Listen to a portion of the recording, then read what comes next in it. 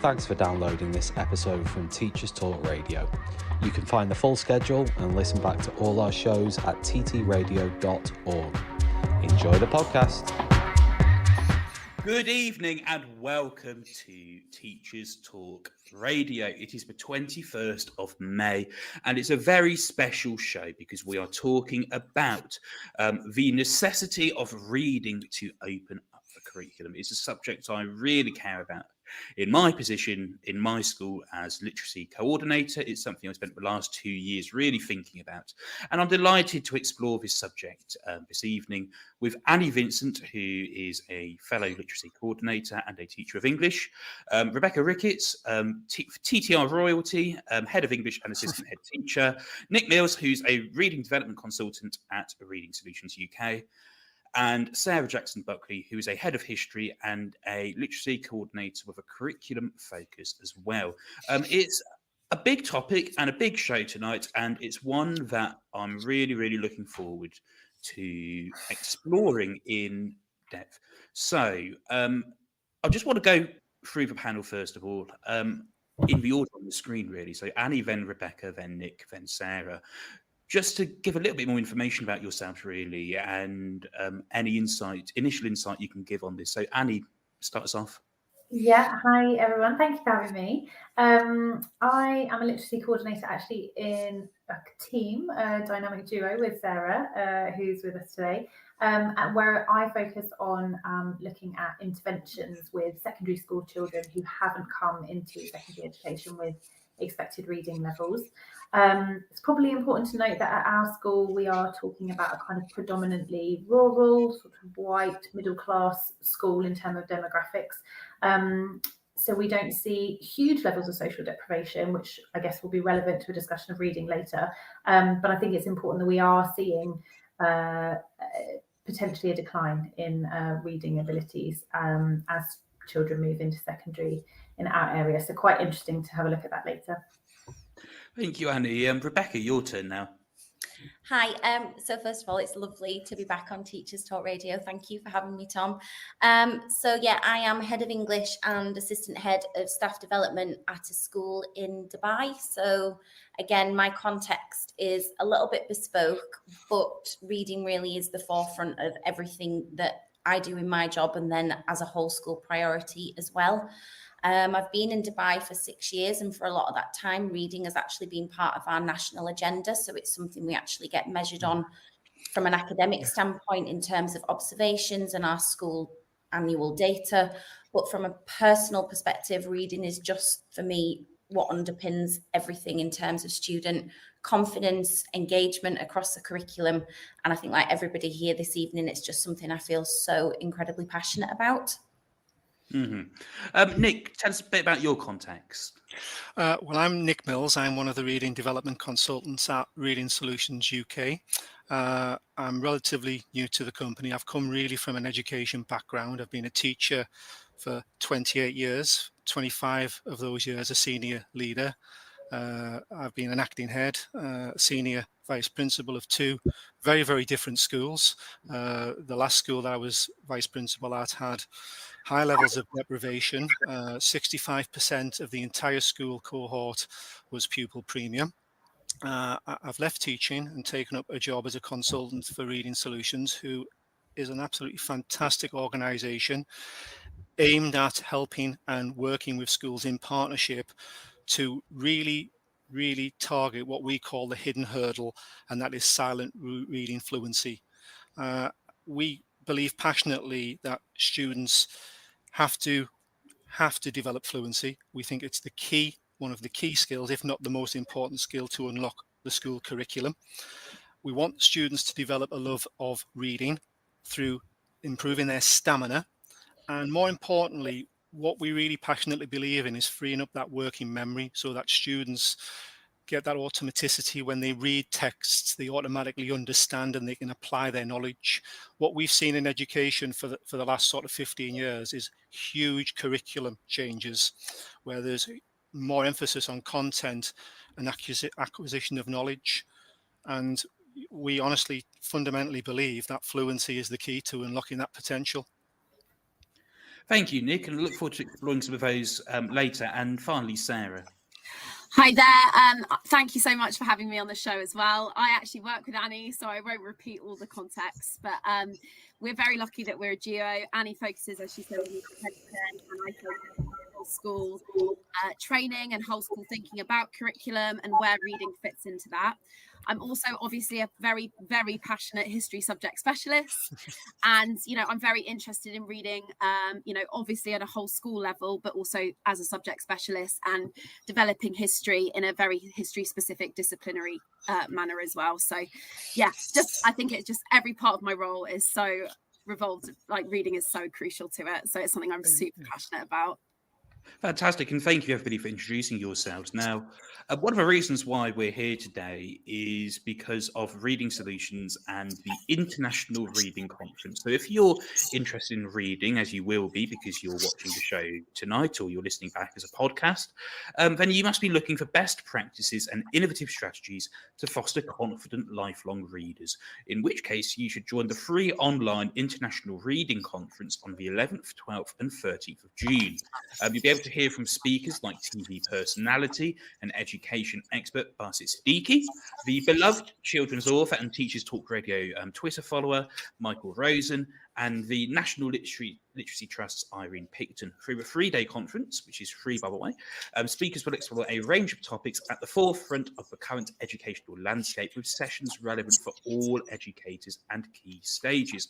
So if you're interested, because I know I am, visit Reading Solutions at readingsolutionsuk.co.uk to grab your free ticket.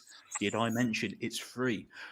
Let's move on and let's have a look at the current climate of Key Stage 3 then. So first of all, I'm going to go to Annie to start off with this one. Let's talk about sort of where we are with Key Stage 3 at the moment and where are, from your experience, the national picture, where are Key Stage 3 at the moment? And more important, I guess, how can we work out where Key Stage 3 are with our reading? So testing, really. Yeah.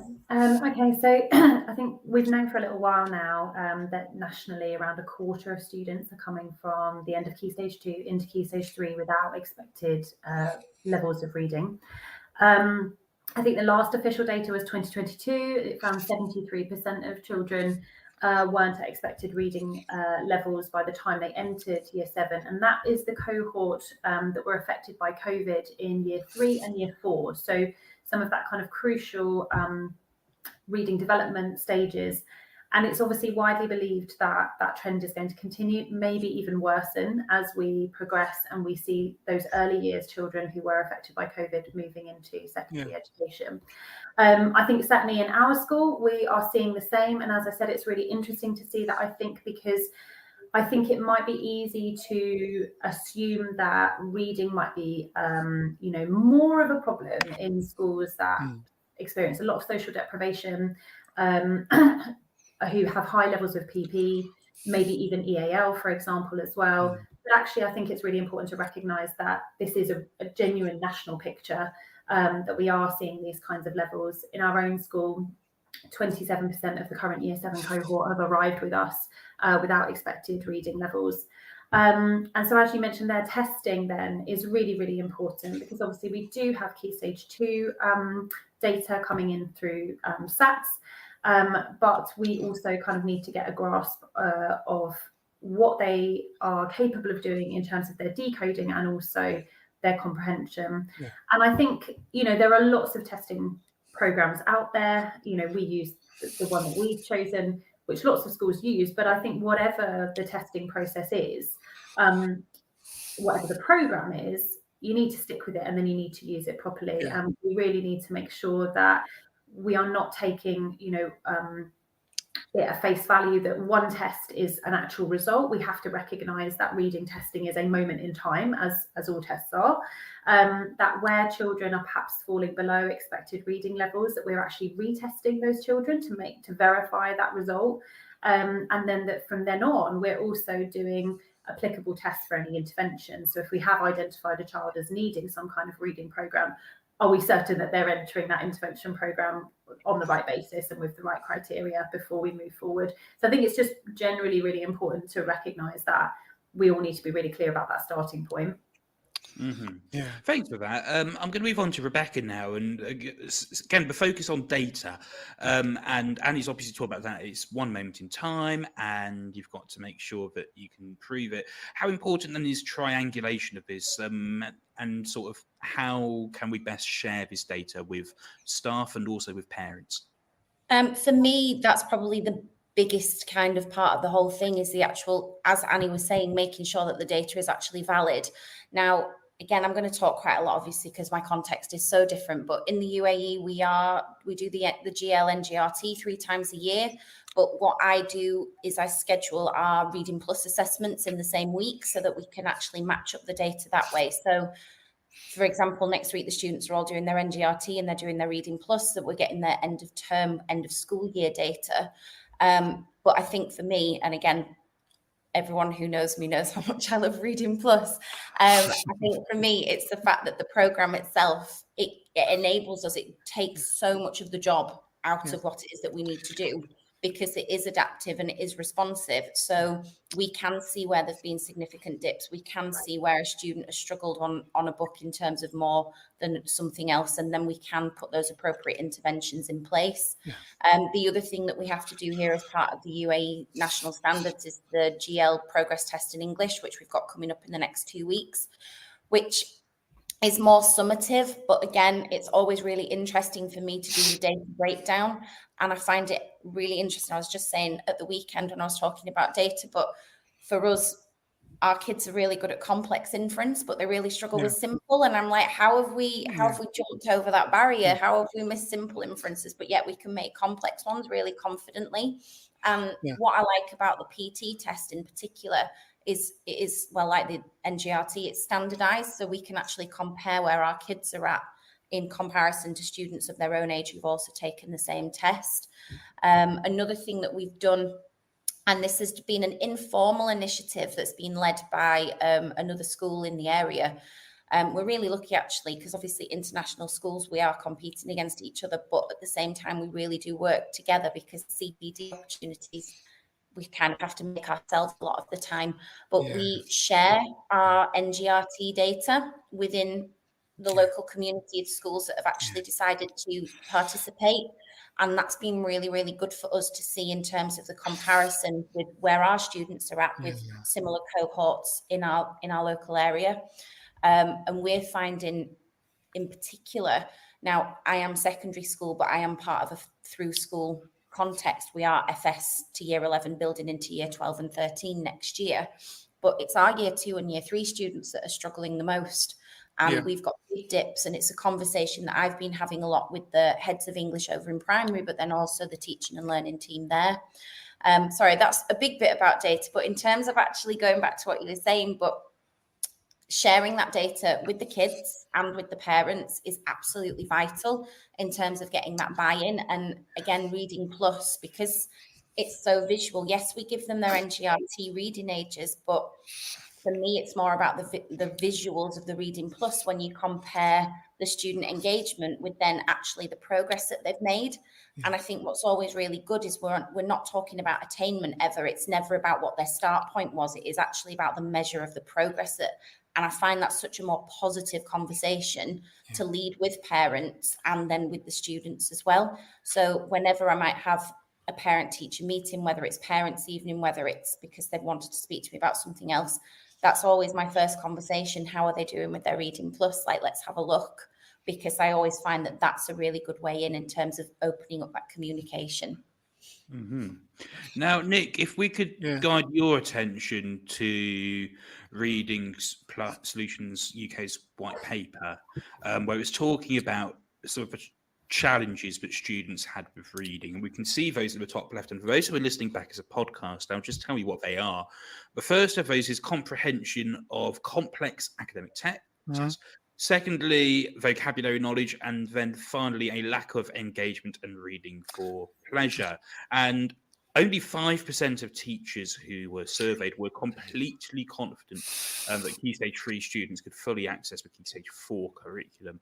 And 38% said that assessing reading was more difficult than ever. Nick, from your position, how and why are we in this position? I haven't got the answer. It's a great question. Not all schools are in that position. There is some fantastic practice. First of all, I agree totally with everything that's just been said. Rebecca, it's absolutely refreshing to hear you say that reading is an absolute top priority in the school that you work at, because nothing is going to change unless it actually becomes the main focus for senior leadership teams and, for Ofsted, HMI and for the DFE. But yeah, the data is certainly worrying. Going back to the question, Tom, about data, I mean, in my experience, one of the best practices in terms of teaching and learning was using formative assessment, and how that formative assessment informed your planning. What I found in my career is that schools are data rich, but they're information poor. Now, if you're going to do a reading test, what you've got to do is you've got to make sure that it's a diagnostic test and it gives you a conceptual understanding of how you're going to move the students forward. Now, I think that, in my experience, that has historically posed a problem for secondary schools in terms of reading. I think there's been a lack of expertise in secondary schools for a long time. And I'm not knocking anybody, that's just my experience. I'll open that question up to the panel. I think certainly there's been a lack of drive from the top. I definitely think that if we're going to improve reading, it needs to be embraced within the curriculum. We have to share the data, and it's easy to share reading data now.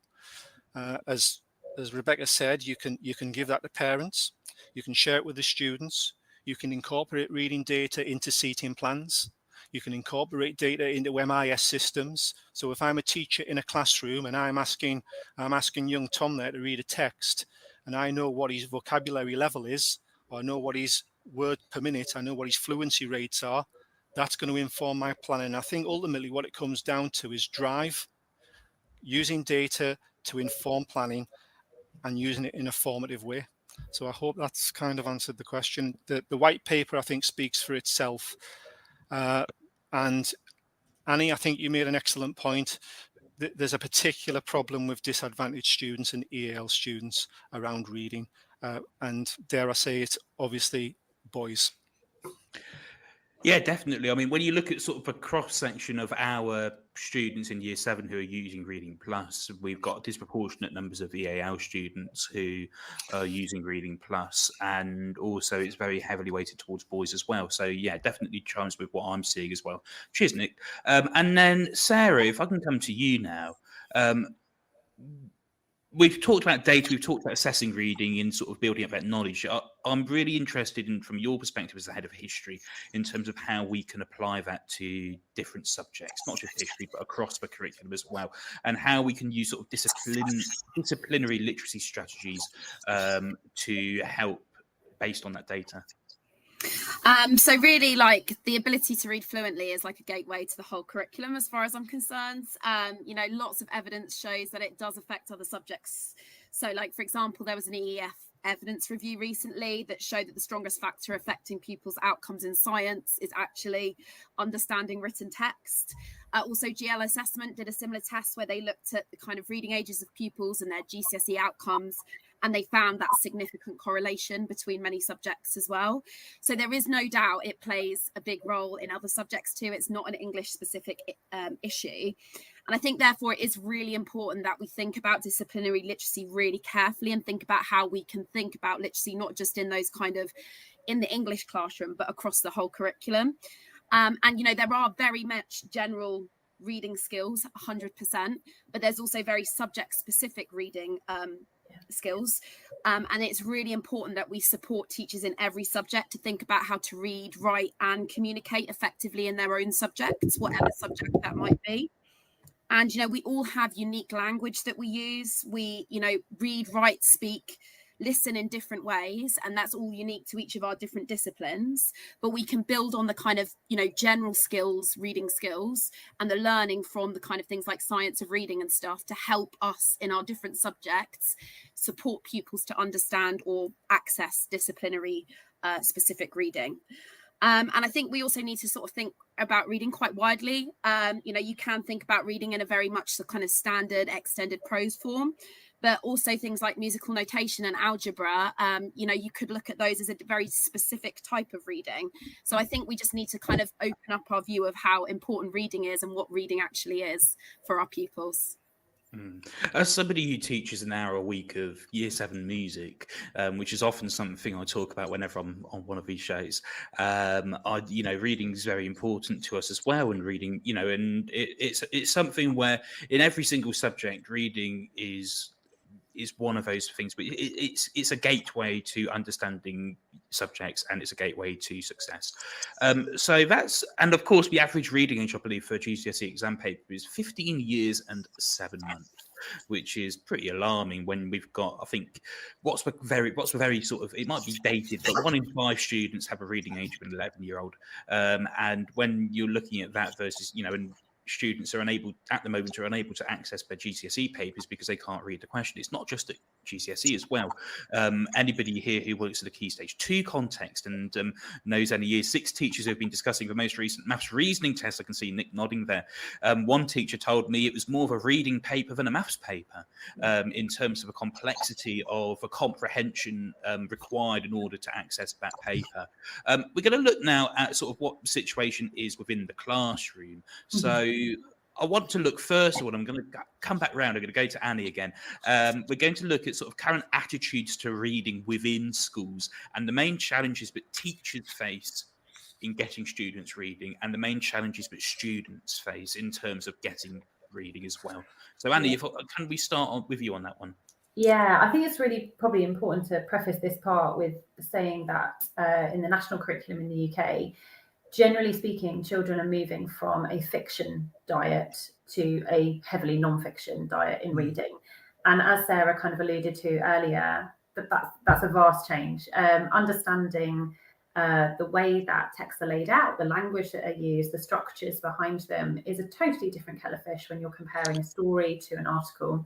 And there is also, I think it's completely wrong, but it is the way that it is. There is no training for this in PGCE, SCIT courses. There is no section of teacher training which is how to enable reading in the classroom, how to teach reading.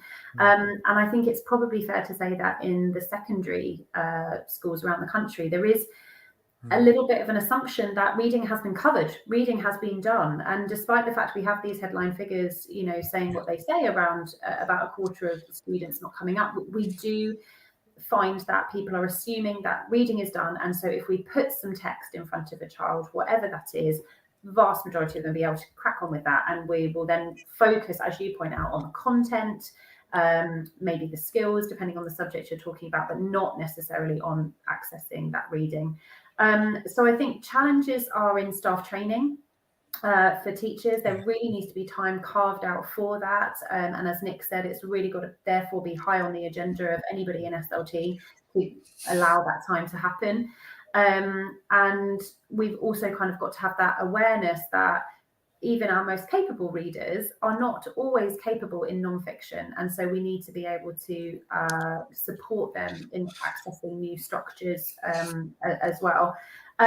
Another thing, dare I say it, concentration levels. Reading is laborious, cognitively speaking.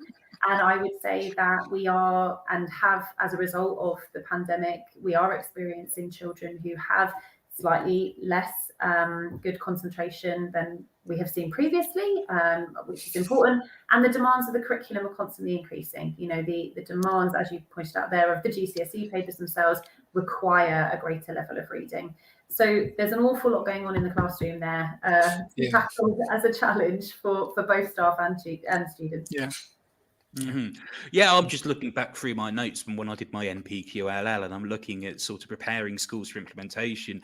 And there are 3 key components in terms of assessing a school's organisational readiness to implement a strategy, such as a reading, sort of whole school reading. And I've got motivation. What incentives and disincentives exist for those delivering the intervention to do so? For example, have staff had explained to them the supposed advantages of the strategy for pupils? You've got general capacity. Does the school have the enabling modelling conditions, implementation, is there a climate of trust, and do leaders understand the intervention, and also innovation-specific capacity. So does the school have the technology? Has it delivered the training? Has it created the necessary time for colleagues for the intervention to be delivered and monitored properly? So, for example, do colleagues have the knowledge and skills to put the strategy into action? So when we're looking, I'm going to go to Rebecca now, when we're sort of looking at that aspect, but other things as well, how can we get buy-in from our teachers across the school when it comes to making reading a priority? For me, when I started, this is like a 3-year journey that I've been on since I've been at this school. A journey sounds awful, but it's true. And when I first started, I started with student voice, and I asked all the usual questions, but I also asked, and again, this is a story that people hear me say very often, but I asked the students, did they identify as being a confident reader? And 60% of our kids came back and said that they weren't. And for me, that was my buy-in, because that's a number that, again, I've shared with staff, I've shared with students themselves, I've shared with parents. And for me, that's forever just been our target, because if we can focus on their confidence with reading, we're going to focus on their confidence across the whole curriculum. There was a few things that Annie said there and Sarah earlier, and I just found myself really nodding along. I think for too long, reading has been seen, and literacy has been seen, as the issue of the English department. And in terms of where I work, I'm really fortunate. My head of science, you mentioned about the language and science lessons, for example. She's been one of my greatest supporters and greatest champions, because you know that tier 3 vocabulary in science is just so challenging. And for us as well, we teach so many EAL and ELL learners that we do kind of have to come together and find strategies that work. So in terms of the starting point, when we actually started putting the whole school reading program together, it was with the student data in terms of confidence, because if you actually looked at the quantitative data and you looked at the actual numbers, they were coming out all right, but they had no self-belief. And it was about tackling that. They didn't know what kind of books they liked to read. They didn't know what they wanted to engage in. You know, why would they want to read when they could be playing games, or they could be with their friends? You know, all the usual things that teenagers and young people, we know that we hear day in, day out. But I thought the one thing that we could tackle was actually trying to break down that confidence barrier as much as possible.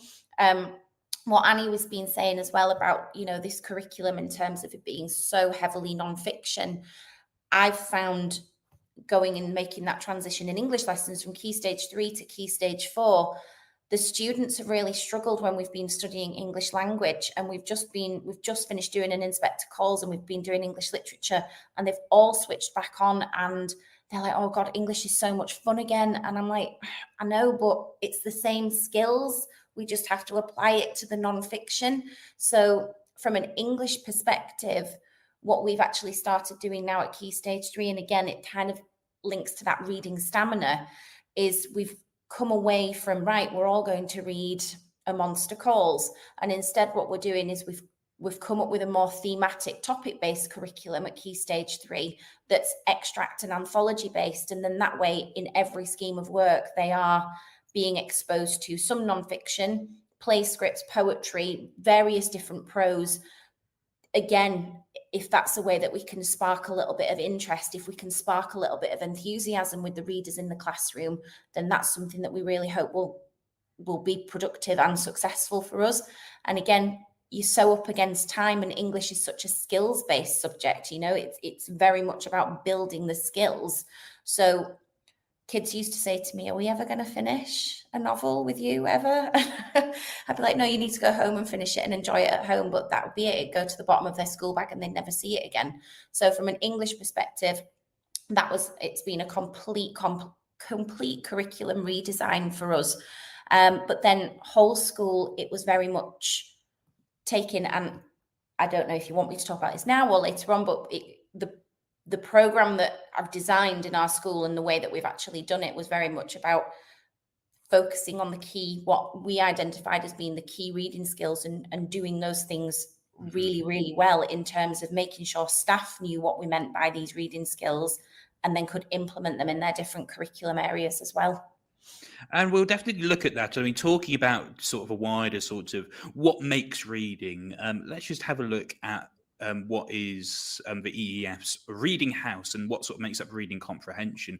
I'm going to come to Nick on this one.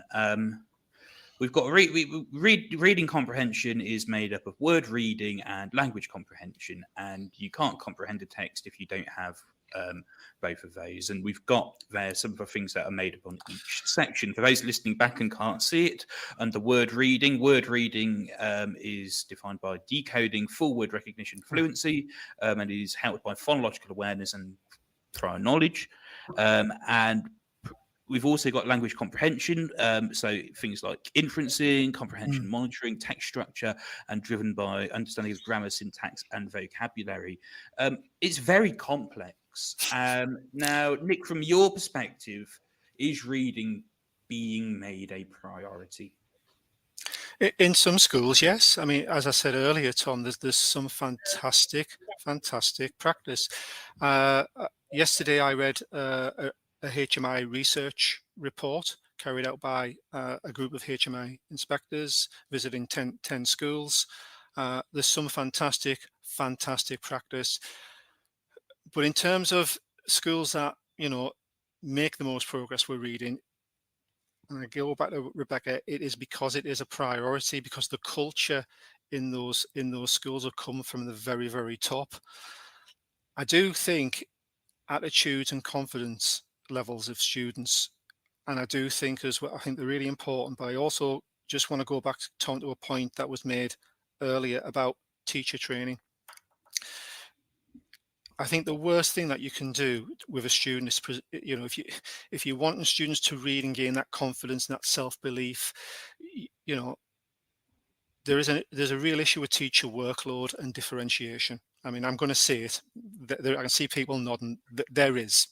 Whether it's a lack of expertise, I think there's massive CPD issues. I do think it's a teacher training issue.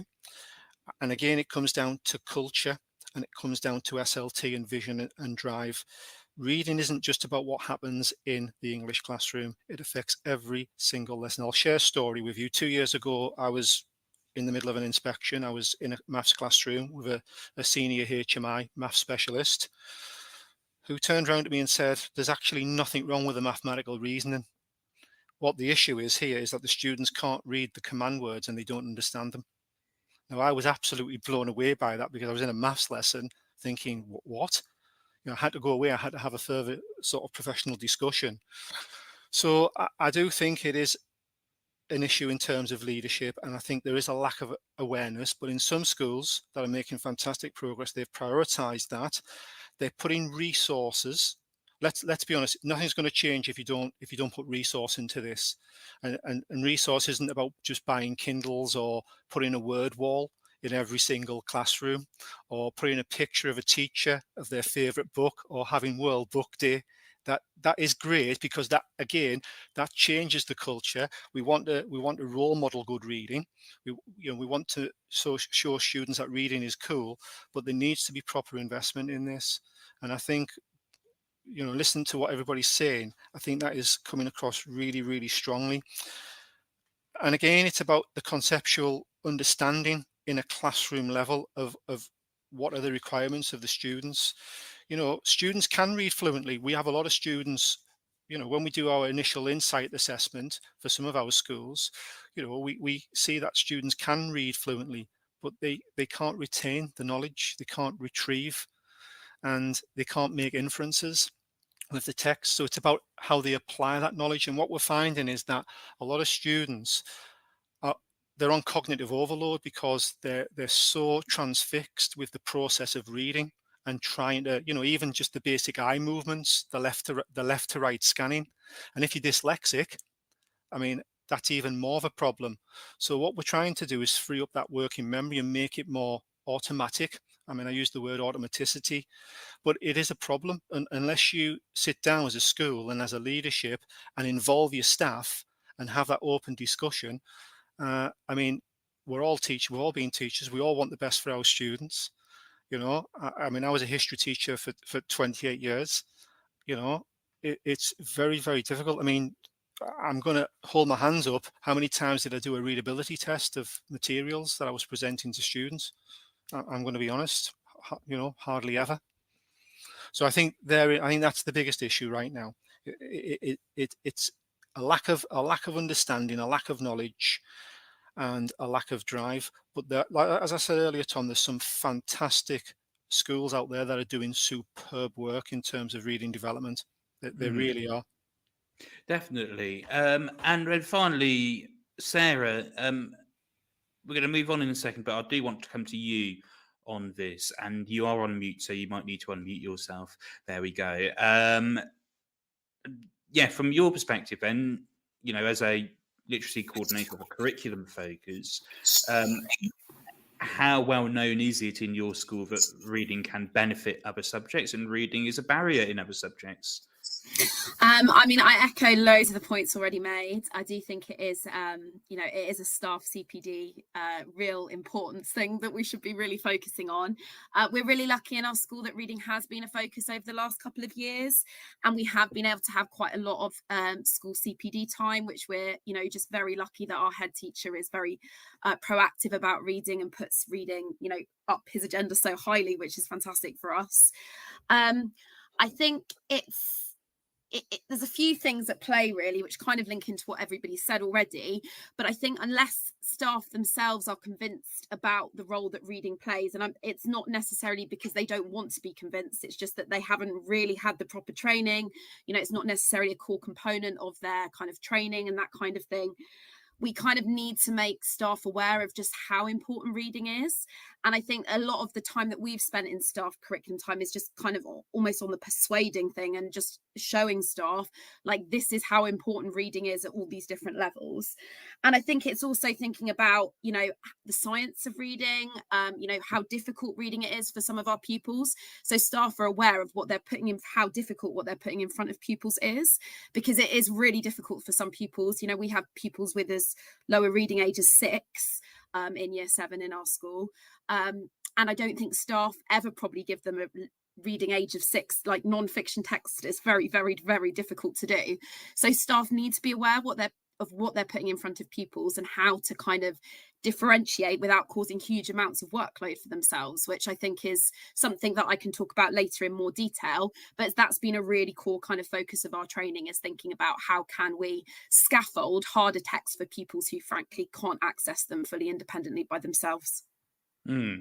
Definitely, because all students benefit from an ambitious curriculum, but there are some students who need some sort of innovative ways from teachers to help them access the curriculum as well. Now, if you're listening or watching the show tonight and you're one of the 550 plus people who have tuned in so far tonight, then you are looking for best practices and innovative strategies to foster confident lifelong readers, in which case you should join the free online International Reading Conference on the 11th, 12th and 13th of June. You'll be able to hear from speakers like TV personality and education expert Basit Siddiqui, beloved children's author and Teachers Talk Radio Twitter follower Michael Rosen, and the National Literacy Trust's Irene Picton. Through the 3-day conference, speakers will explore a range of topics at the forefront of the current educational landscape, with sessions relevant for all educators and key stages. Visit Reading Solutions at readingsolutionsuk.co.uk to grab your free ticket.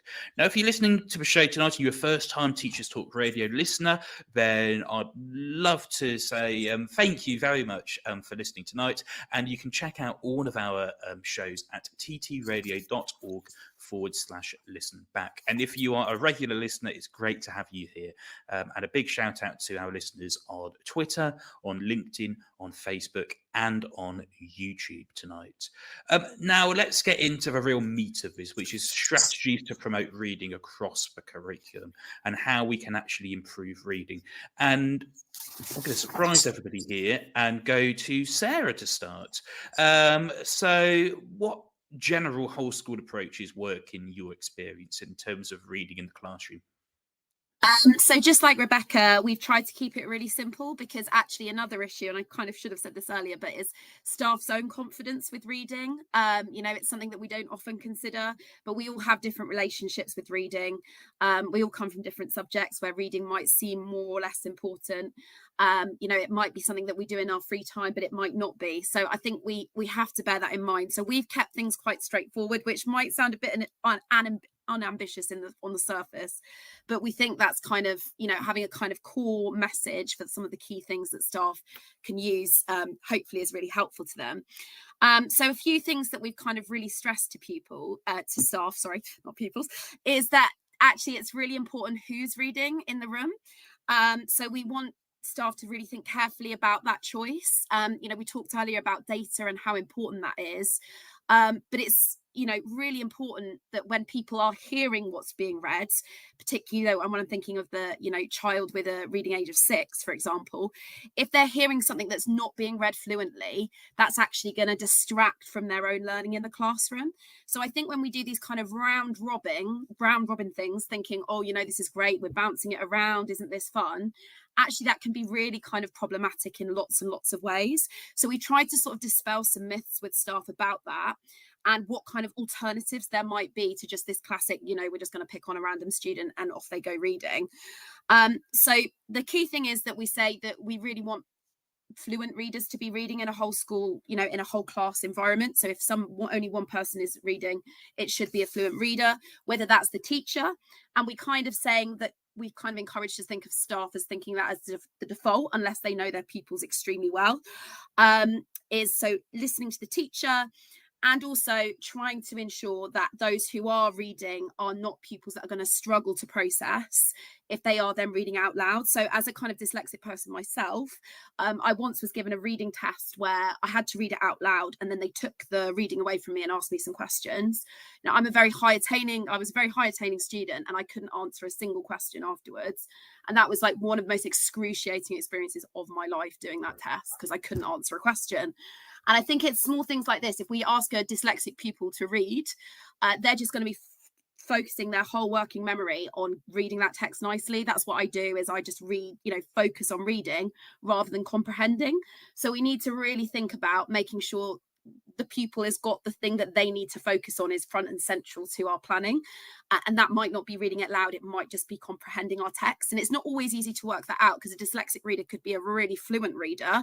They sound great, but actually they don't really understand what they're reading. So we've asked staff to really think about being careful about picking on certain pupils to read. So that it doesn't make it difficult for other pupils, but also that it doesn't make it difficult for themselves in terms of comprehending the text. We also have asked staff to think about using assisted reading opportunities, so thinking about partners and seating plans. So, for example, pairing people with weaker readers with stronger readers, for example, so they can do some paired reading to practice fluency. And also using choral reading as a strategy to kind of gain confidence with certain key words, certain key sections of text that really want to be emphasised. The other thing, and I think one of the biggest kind of areas of resistance you often get to whole school reading focuses is, oh, we don't have enough curriculum time for this. We don't have time for reading. But I think, and especially repeated reading, which is what we have been emphasising is so important, is to not just read it once, read it again. But I think it's really important to stress to staff, actually reading can be super efficient. If you read a narrative form of text, it is incredibly efficient, and you can control the kind of thinking, the clarity of the explanation so clearly. So we try and encourage staff to think about choosing a text that's really kind of readable, where possible some narrative if that might help, and then giving an opportunity for pupils to reread it afterwards, again to develop their kind of comprehensive skills, maybe through summarizing parts of the text or picking out specific parts in the text as well. Just a couple of others. We've encouraged staff to use images, dual coding, to kind of help pupils create a mental model of the text in their own kind of heads. So, if you're talking about, history and you're talking about America, American West is a classic GCSE topic, having some maps up, for example, on the board, pictures, paintings from the time to really get students immersed into what that text might potentially mean. And yeah, just giving pupils this kind of focus through the text. potentially if it's quite a complex text and it's not something that you've necessarily written, it's something that's kind of an authentic outside source, there might be lots of elements to it. So helping pupils to kind of see their way through a text by giving them a focus so they can kind of develop their own situational model and understand the kind of picture of the text more clearly. So that's just a few examples of the things that we've been really kind of stressing in whole school training. Thanks for that, Sarah. Really good selection of ideas there. I'm going to go to Rebecca next, and just to talk about the ideas about sort of how we encourage sustained fluent reading in class. Go back to the 1960s and the 1970s, looking at the extending beginning reading project as well.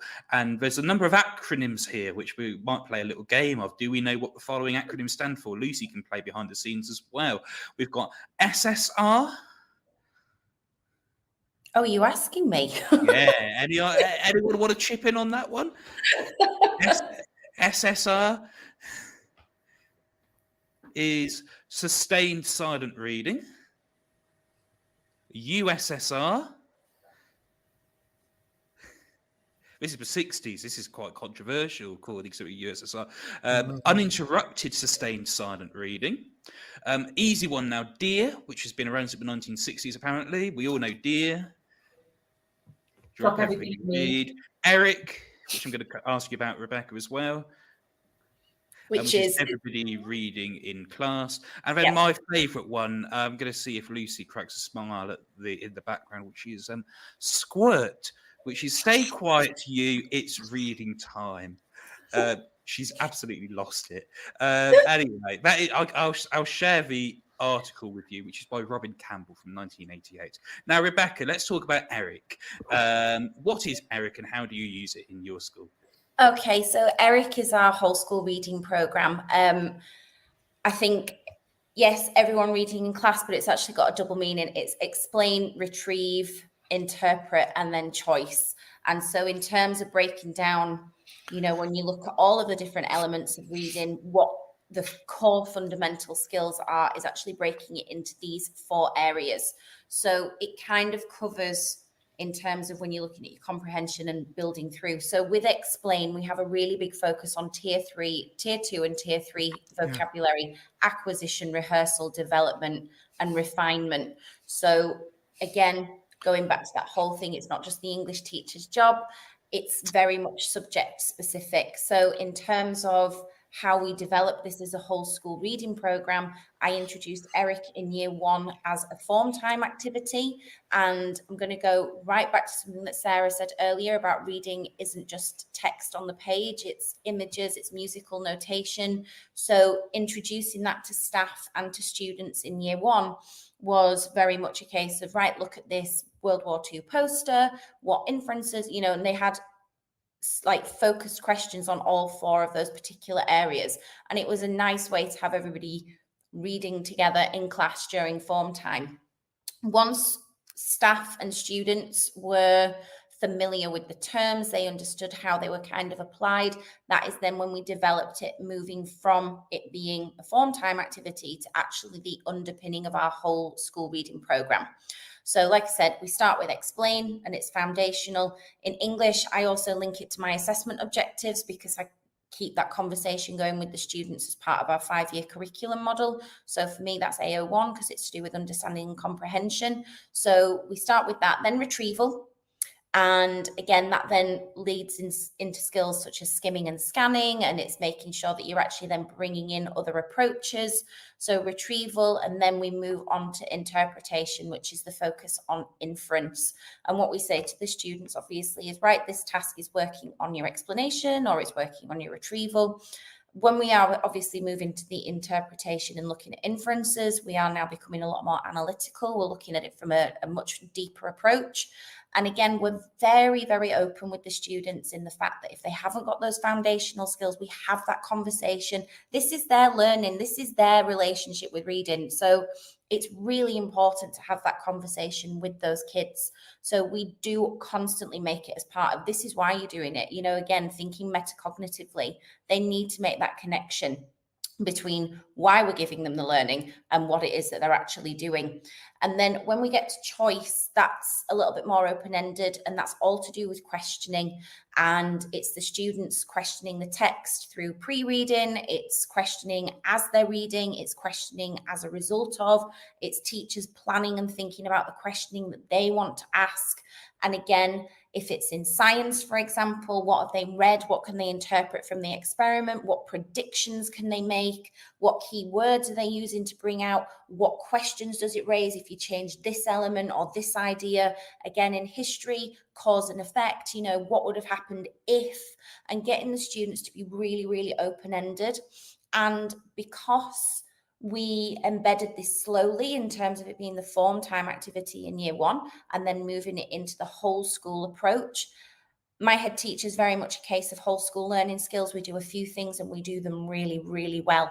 And so we've really dedicated that time with staff. So then in terms of the PD approach, I led a few sessions in terms of breaking it down to each different section.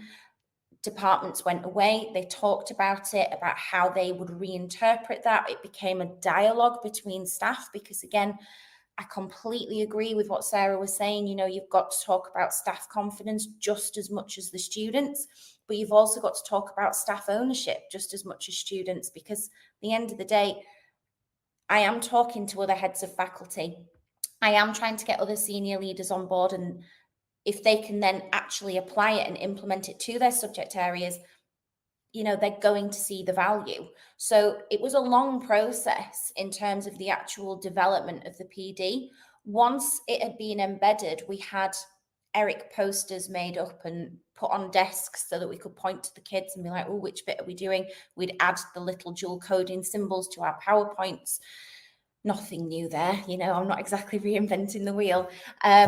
But what was then great is we took the 4 structures of ERIC, and now every subject and faculty area have ERIC for science. And so even though the fundamentals of explain, retrieve, interpret, and choice, when you actually read what's happening in science, it's different to what's happening in maths. It's different to what's, even within humanities, what they're doing in geography is completely different to how they're looking at it in history.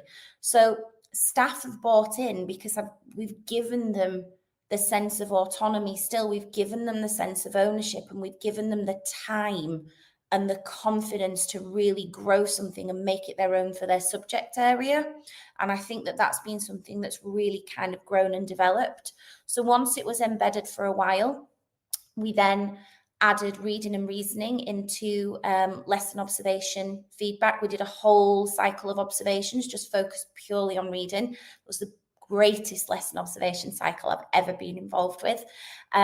We've added it to lesson plans for observations, medium, long-term plans, just to keep teachers and staff to remember what focus on reading are you having.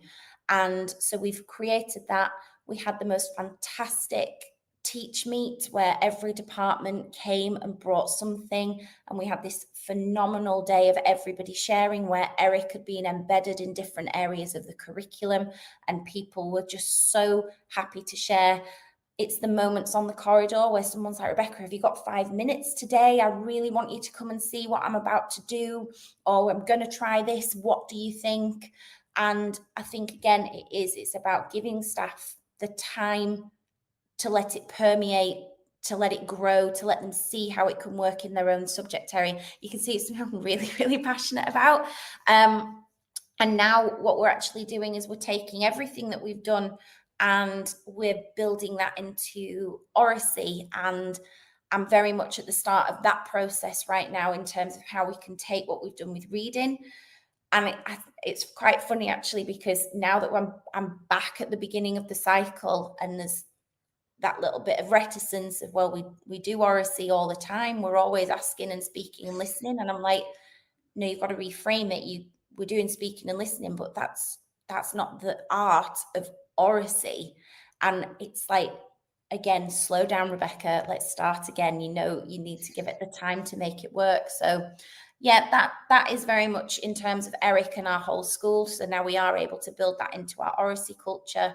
I do also, just really quickly, because I know I'm like saying quite a lot quite quickly. What Nick was saying as well about the seating plans, again, that's a whole school expectation in terms of so for example, next week we will do the NGRT and the Reading Plus assessments. Now we use the Reading Plus reading ages. We don't use internally, we use Reading Plus mainly because, am I allowed to say I think it's a little bit more accurate? I don't know if I can, but there you go. That's just my opinion. And also because it is adaptive. So internally in school, we do use the Reading Plus reading ages, and that's our job as an English department, and we update those, and then they get automatically put into class charts by some internet wizardry, and then the staff are expected to have that with every child. So again, going back to what Sarah was saying, knowing your kids, knowing who they are as readers, knowing that, yeah, okay, they're not a number on a page, they are a human being, but looking at that reading age and thinking, is what I'm doing, am I supporting them in the right way? So yeah, I did just want to circle back to what both Nick and Sarah had said, because I think that is so important as well. Mm-hmm. Thanks for that. Really comprehensive. Now, when we're talking about addressing specific reading skills and promoting reading across the curriculum, you can't do this without talking about fluency. And there are some digital strategies that we can put in place. And I'm going to go to Nick now, just to talk about how Reading Plus can support this. And I'm going to put up on the screen the guided window, which is part of Reading Plus. And I hope that Nick will be able to talk to us a little bit about that. Oh, well, thanks very much. Some great points raised there. I agree with a lot of things that have been said. Teaching and learning incorporated in the classroom is key. Right, the guided window. The guided window is a unique feature of our program. So our program is, as Rebecca has said, it's adaptive, it's formative. You've got that summative assessment, but one of the key things that it measures is fluency and comprehension. And the way that it does that is through this guided window. Now, the guided window, you can see all of the words on the screen are sort of blurred, and you can see the window. And that is going to scan from left to right. And it's going to scan at a speed which is appropriate to the student. Now, we know what the age-related speeds are for each year group, because one of the things that the program does behind the scenes, it uses lexiles. I'm sure you're all familiar with the lexiles and how they work. So it's looking at sentence length and complex vocabulary, and it's getting the text complexity just right. But it's basically building that confidence. It's getting the students to focus as they read, that left to right scanning. Now, we talked about EL students earlier. I mean, you may have some students that come from cultures that are used to, reading from right to left, from top to bottom, that eye movement. So when I first started at Reading Solutions, I had to do this. And the first time I did it, it was really alien to me. It really, really was. But actually, the more I practiced, the more I did it, the more efficient I became as a reader. So we know, for example, that the average words per minute for a student in year 7 is 195. So it's not just about reading at speed; it's reading at a level which optimizes pupils' understanding of the text as well. And that will adapt. So the program will adapt that speed based on the students' comprehension. So as the students go through the text and they get to select their own text within the program, that reading rate will increase. Now, one of the unique features as well is that guided window will be taken off for parts of the texts, and the students will be measured against their independent reading speed. But this was designed by opticians in America. Again, it's to free up that cognitive, that cognitive overload and to get them to focus.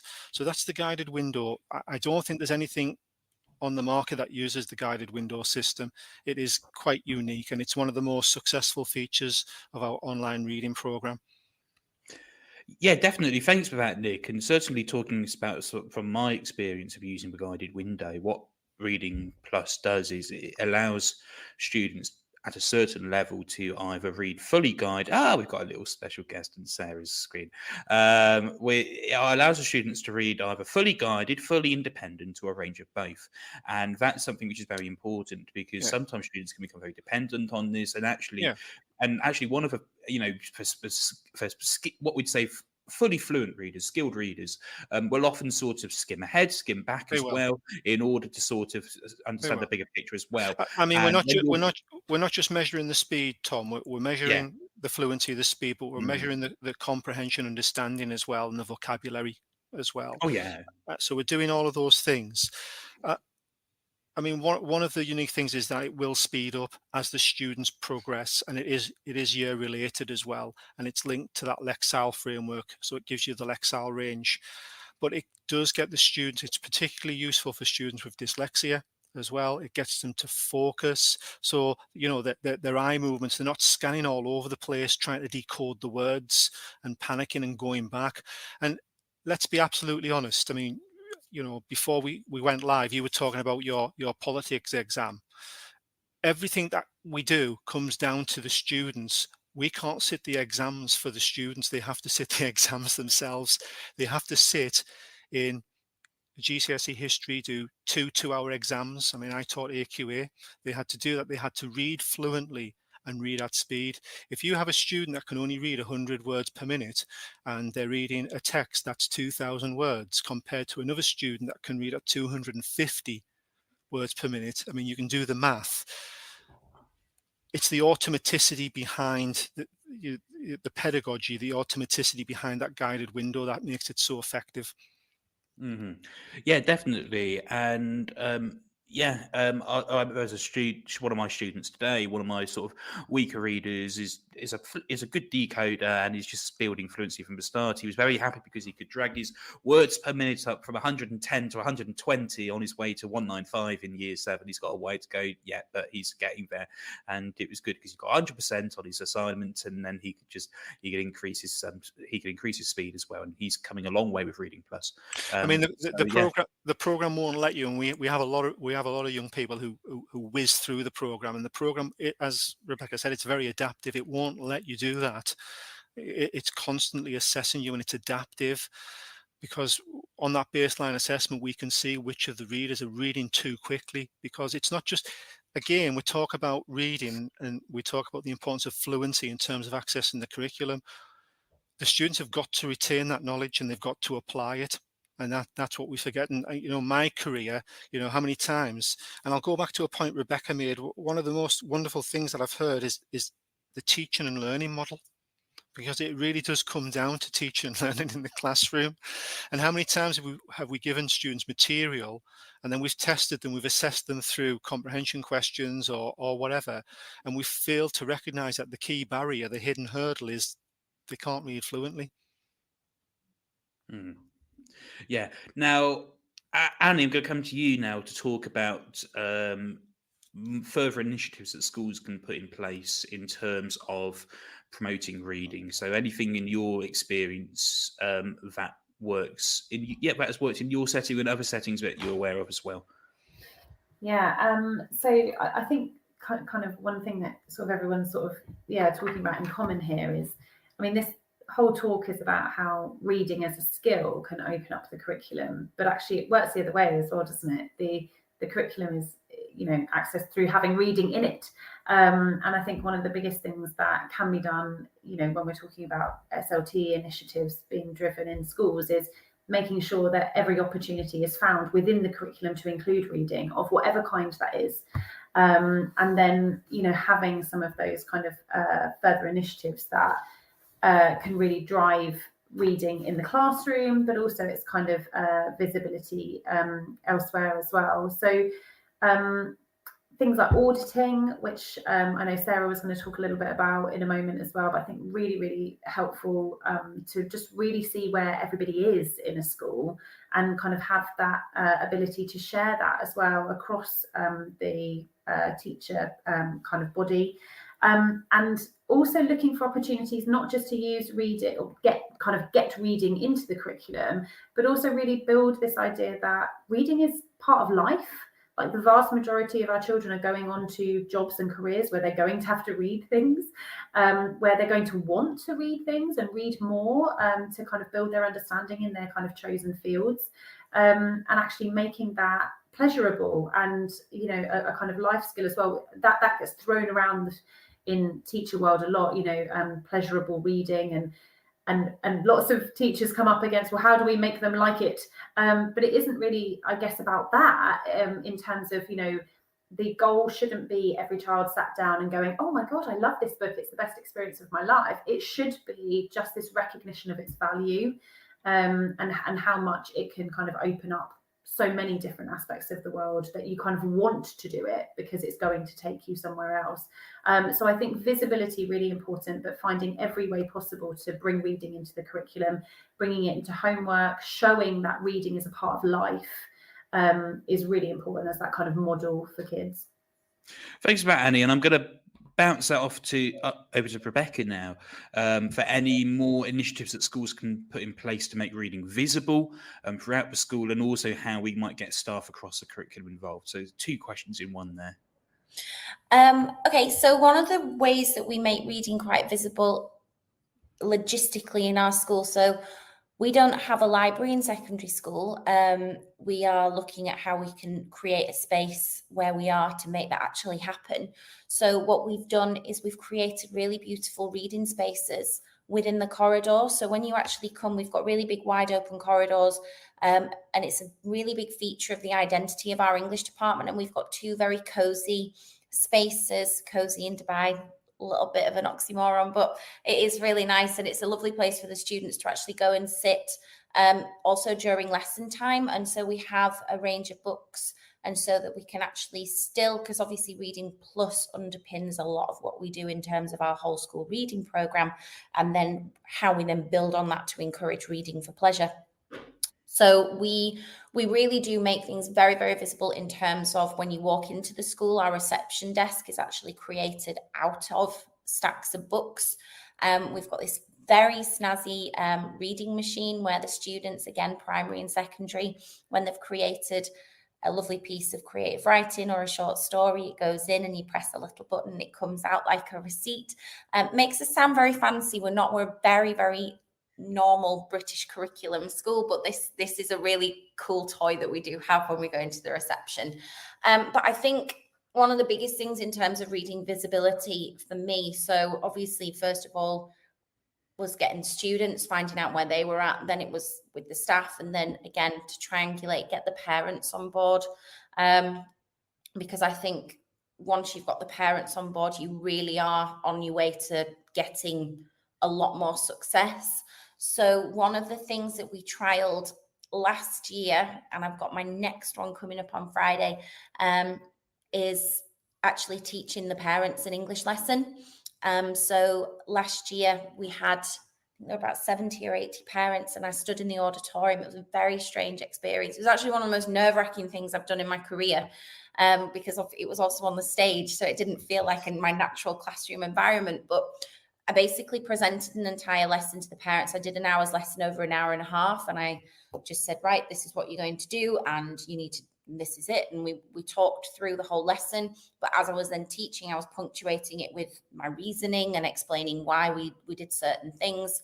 And I modeled an entire class with them. It had a very strong reading focus. I was there with my visualizer, which, again, anybody who knows me knows that the first thing I'll talk about is reading. The second thing I'll talk about is my visualizer. And we did the whole lesson.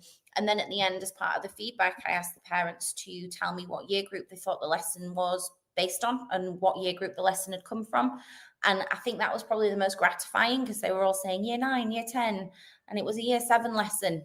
And that then opened a massive amount of dialogue in terms of, this is the level of pitch, this is the expectation of your kids. We were doing World War I poetry, so again, massive contextual understanding for kids in the Middle East, which we'd gone through as part of our English lessons.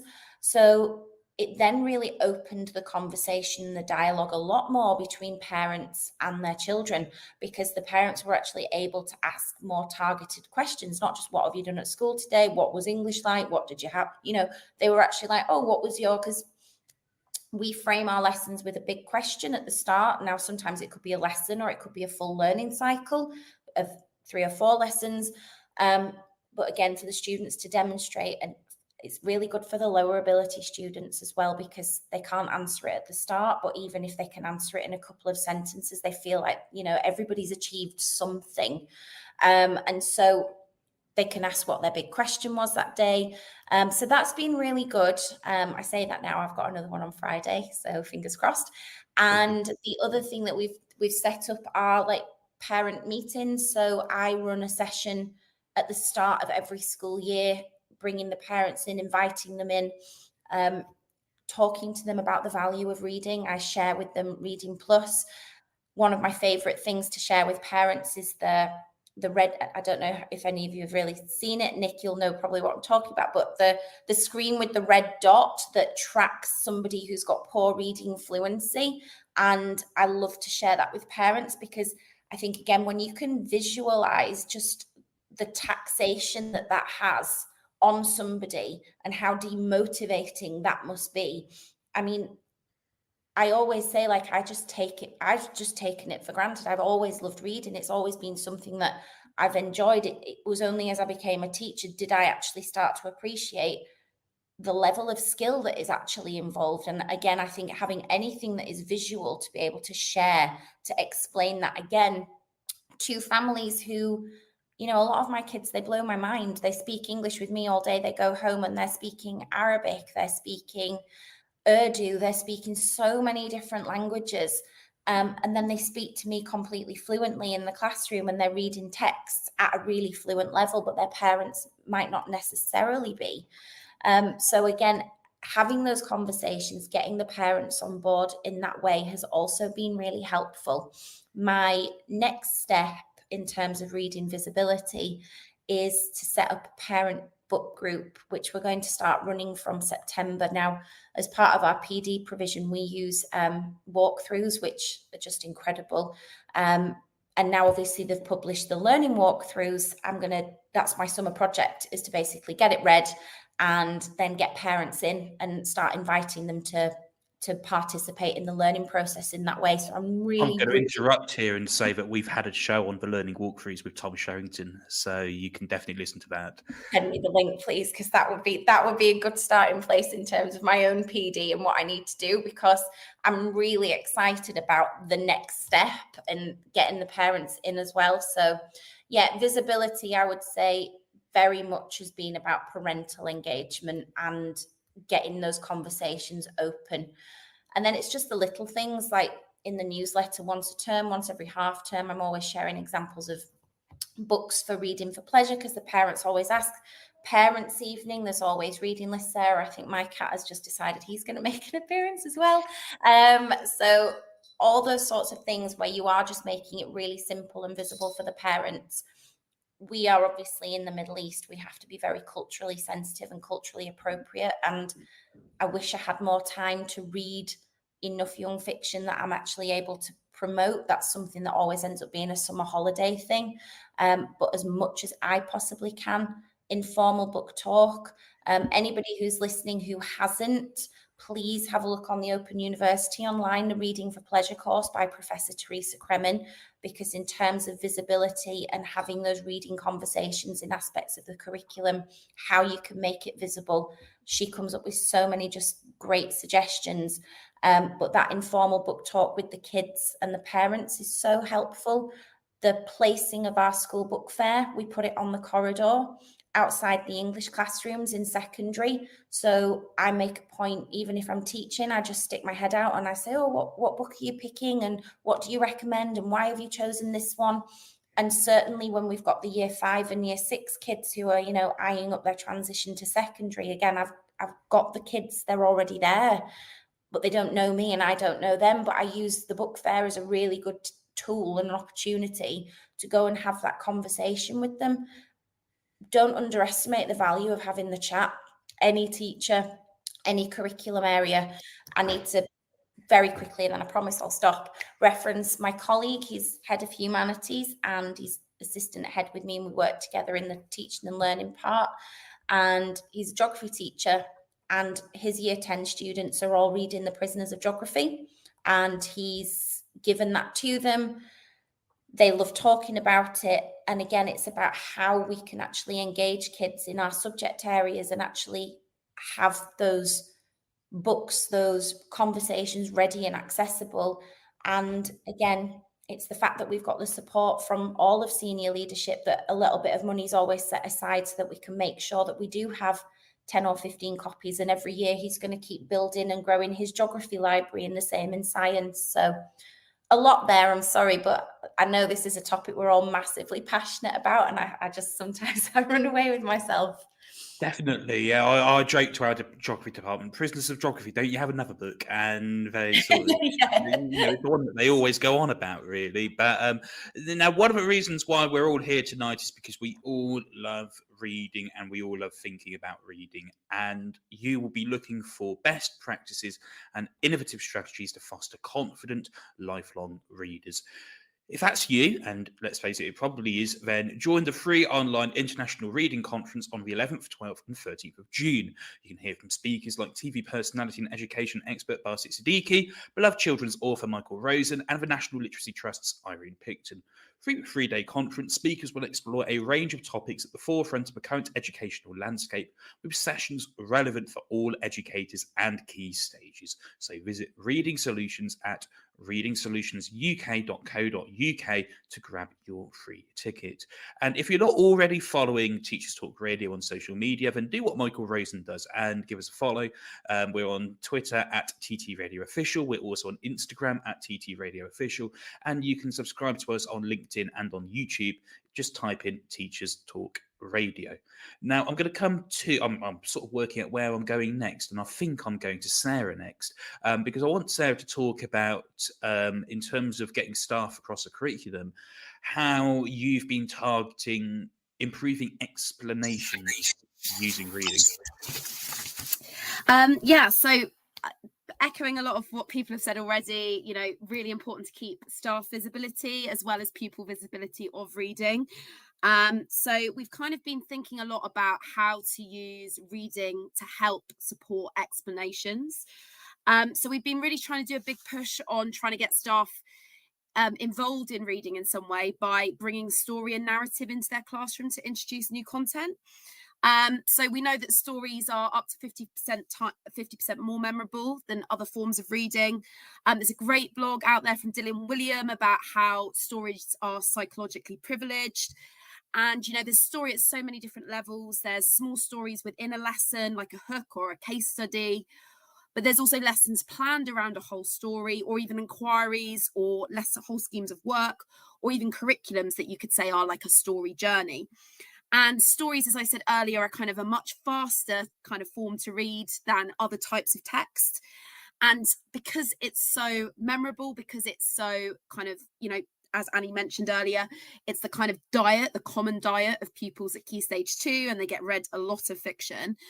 Obviously, I'm not advocating for just fiction here, but kind of if we put our explanation into a kind of more narrative form, even if it's a chronological form, there's lots of different types of story forms. I really recommend The Art of Explanation by Ros Atkins, which gives quite a few different story forms you can use that apply to different subjects. And basically, if you can put it into a wider context, it's so much easier often for pupils to understand something that's really conceptual, or kind of, like a key term that's really hard to get your head around. Sometimes actually just reading it as a kind of narrative and an explanation, it's kind of the show don't tell. It's like you can explain something by reading about someone.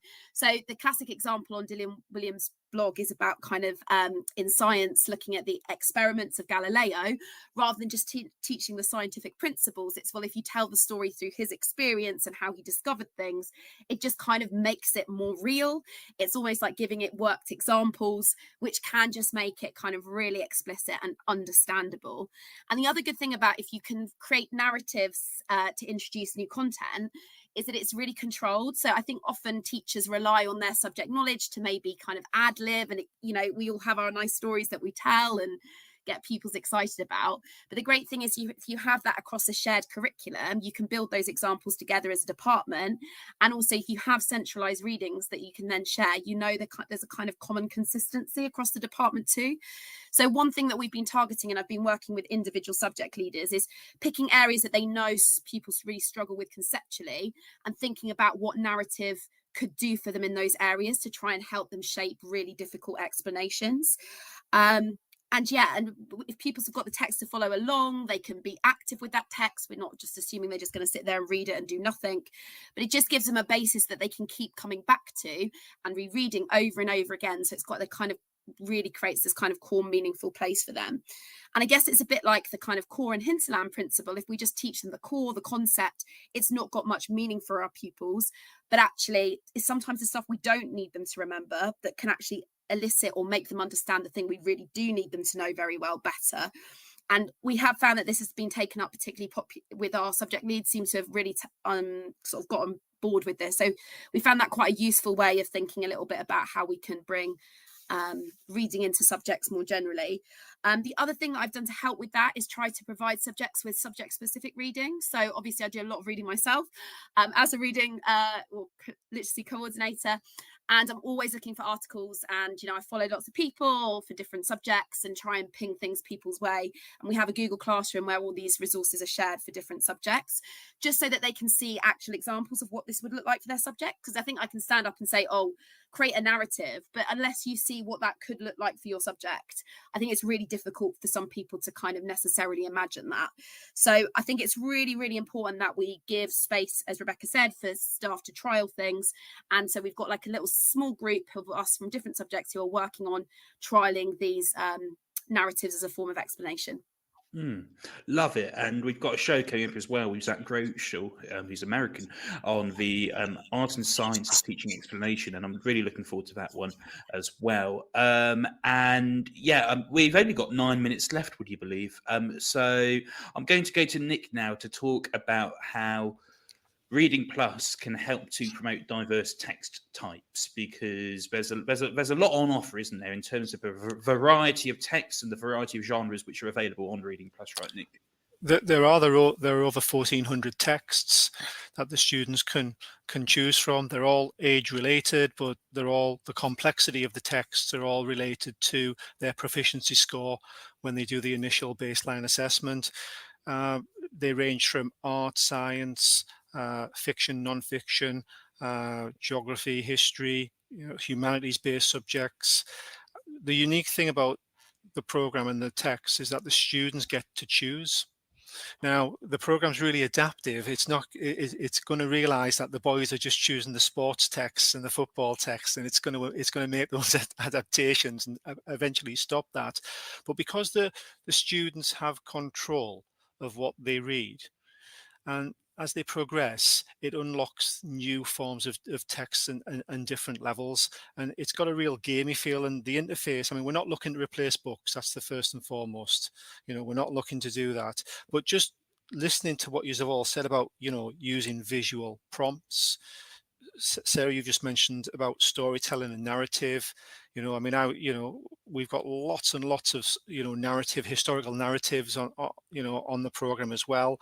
Lots of visual prompts. So the texts are divided where you get visual prompts to sort of visualize for the learners as well, and it's all used by the guided window. But what we've realized is that we want to build disciplinary knowledge, but we also want to build cultural capital.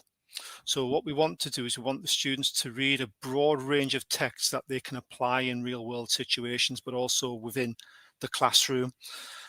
So yeah, there are 14 different levels. There are 1,400 different texts that range from year 2 right up to year 14 and beyond in complexity.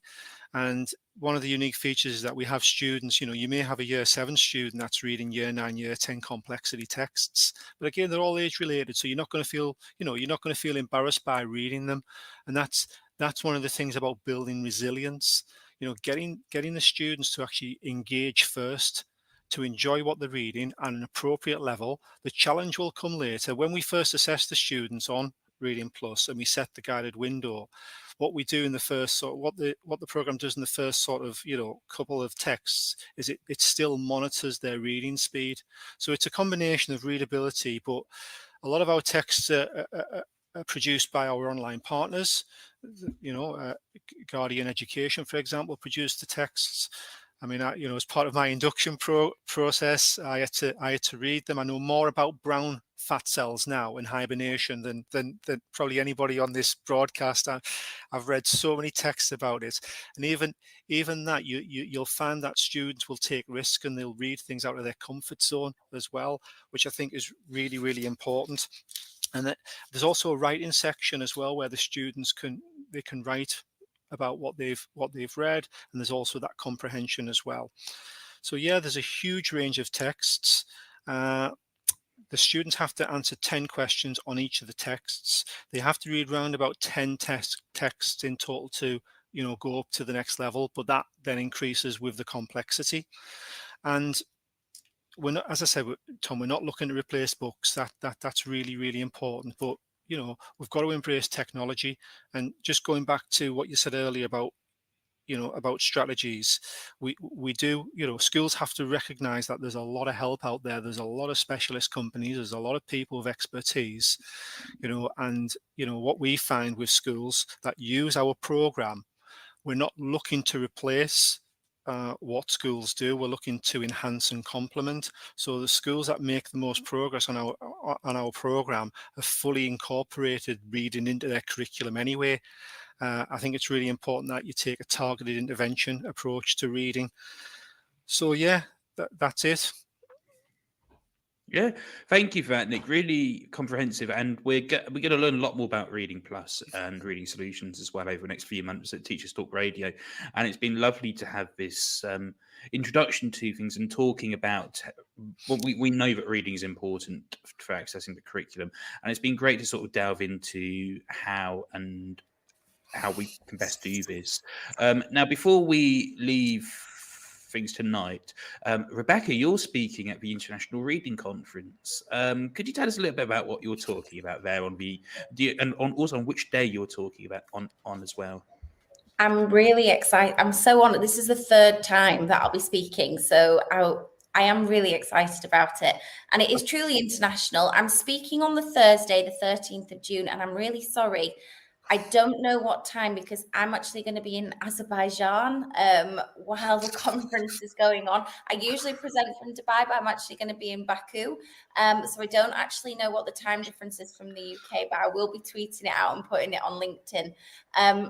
I'm going to be talking about basically the 3-year model in terms of the journey that I've been on, but how we've then developed and supported our whole school reading program in terms of where it started in the design and where we're at now in terms of supporting our EAL, our ELL learners with much more targeted intervention, how we're supporting our gifted and talented readers and our higher attaining students. Because as Nick is saying, the kids, when they are fluent and they're loving it, I mean, I can't keep up with them fast enough. I'm literally throwing books down their throats. So we're going to talk a lot about in terms of the gifted and talented. But then again, as I've touched upon tonight, how I've used our platform with reading to then really build a culture that we're now starting to develop with Oracy. So there will be a lot going on from Baku, of all places. Well, I'm taking kids on a debate competition. So we're going to the World Scholars Cup Global Round, which we will hopefully win again, and then we'll be off to America. So fingers crossed. And I'll be talking about that as well, because public speaking and debate is a huge part of what we do at my school. So delighted to know that it's 10:30 in the morning UK time. Oh, thank you very much. So It's yeah, okay. 10:30 UK time, I will be there, and I think that's going to be about 12:30, 1:30 in Azerbaijan. So Quite possibly. hopefully people will be keeping me company. It will be fantastic. And if you want to sign up for the free online International Reading Conference, the ticker at the bottom of your screen right now has the URL just about to appear, readingsolutionsuk.co.uk. In addition, we've got a few spaces left on our Teachers Talk Radio host schedule. We don't have that many. It's mainly weekend slots. And if you'd like to spend 60 or 90 minutes a week, a fortnight, or a month talking about anything to do with education, then you can become a Teachers Talk Radio host. Go to ttradio.org/contact. And what I'm going to be doing right after this is Emily Edwards is currently live over on Podbean, and she's discussing using game time to the max. And what I'm going to do now is I'm going to get my phone here and I'm going to type into Google podbean.com/LSW TT Radio. And what that's going to do is, because I've already downloaded the Podbean app, is it's going to take me over to Emily Edwards' show right now.